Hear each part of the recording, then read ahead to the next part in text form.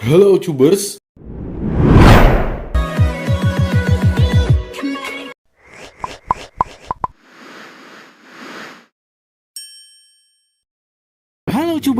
balik lagi nih nontonin Viralnesia. 5 ritual seksualitas gila ini ternyata pernah ada di Indonesia. Berhubungan badan itu tidak sesimpel hanya menyalurkan hasrat kemudian selesai, tapi mengandung arti yang sangat kompleks. Hubungan biologis adalah manifestasi dari kasih sayang antara pasangan. Ada juga yang menganggap aktivitas ini sebagai penanda dimulainya kedewasaan. Bahkan hubungan badan juga bisa direalisasikan dengan hal-hal yang berbau keagamaan.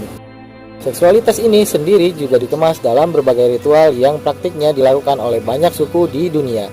Di Afrika, misalnya, ada salah satu suku yang mempraktikkan ritual curi mempelai. Dalam ritual ini, mereka harus mengenakan banyak atribut serta yang terpenting adalah bisa nyolong si wanita untuk kemudian bisa dikawini. Tak hanya di Afrika, di beberapa tempat lainnya juga ada, misalnya Tibet, dengan ritual berbagi istrinya. Seperti inilah seksualitas terbalut dalam ritual. Masih soal ritual hubungan badan, di Indonesia sendiri ternyata juga ada yang seperti ini. Mereka mengemas kegiatan menyalurkan kebutuhan biologis ke dalam berbagai ritual dengan tujuan-tujuan tertentu. Lalu seperti apa ritual-ritual tersebut? Simak ulasannya dari Viralnesia berikut ini. Yang pertama, ritual sunat plus hubungan badan ala suku di Timur Barat. Bagi beberapa suku, sunat adalah ritual kedewasaan yang cukup penting.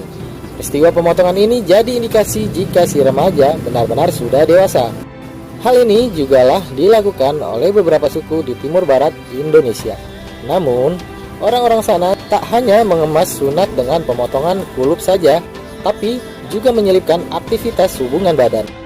Jadi, ketika luka setelah pemotongan belum benar-benar sembuh, si laki-laki ini haruslah berhubungan badan dengan wanita. Tujuannya adalah untuk membuang panas di alat kelaminnya, dan secara filosofi menurut mereka adalah membuang sial.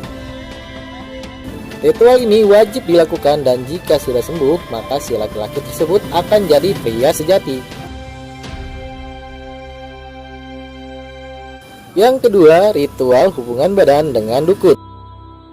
Ritual kedewasaan memang kebanyakan selalu menyisipkan hubungan badan. Tak hanya yang terjadi di Timur Barat saja, tapi juga beberapa suku di Indonesia Timur. Namun ritual hubungan badan ini berbeda bentuknya. Ya, dikatakan oleh Gilbert dalam bukunya, seorang remaja baru dianggap dewasa jika ia sudah berhubungan badan dengan dukun. Hal yang menghebohkan dari ritual ini adalah si dukun ternyata adalah seorang pria.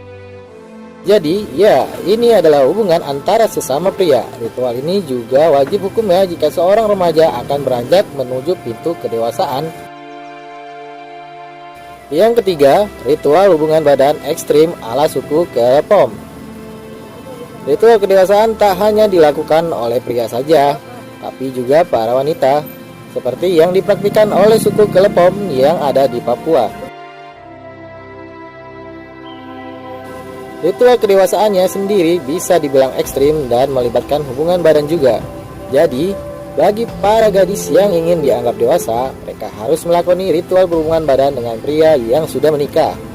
Ya, pria-pria yang sudah menikah dianggap memiliki keistimewaan dan akan memberikan berkahnya kepada si gadis. Setelah ritual ini selesai, si wanita akan langsung dianggap sebagai sosok dewasa yang sudah siap mengemban banyak tanggung jawab.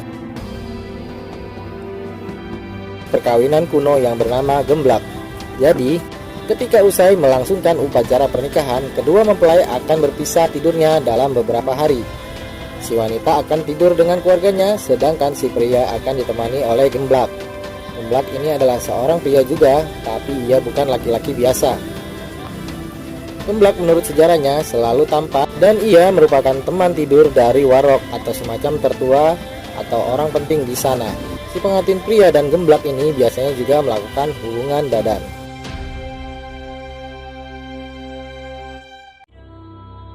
Yang kelima, tradisi perkawinan aneh suku Marin.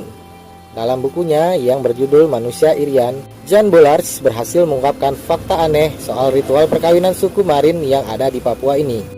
Ya, jika biasanya setelah menikah, pasangan laki-laki dan perempuan akan tidur bersama, maka pria-pria Marin tidak demikian. Mereka lebih suka menghabiskan malam pertamanya dengan pria juga. Alasannya sendiri, karena para pria ini tidak bisa begitu saja menyerahkan dirinya sepenuhnya kepada wanita. Tidur dengan istri di malam pertama akan membuat para pria marin kehilangan kehormatan serta pamornya.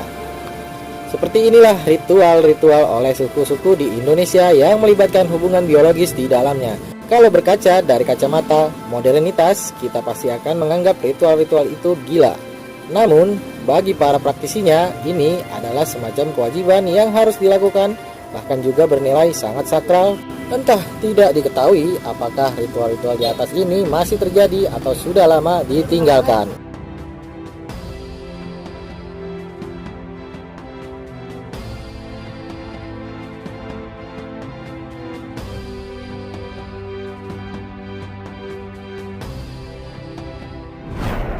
Oke, sekian dari saya. Semoga kalian menonton video ini dan mendengarkannya, lalu masuk dari kuping kiri dan gak keluar melalui kuping kanan. Jangan lupa subscribe, share video ini, biar tetangga, saudara, Pak RT, Pak Diman, Mbak Susi, dan Kang Asep tahu bisa menambah wawasan mereka semua. Terima kasih.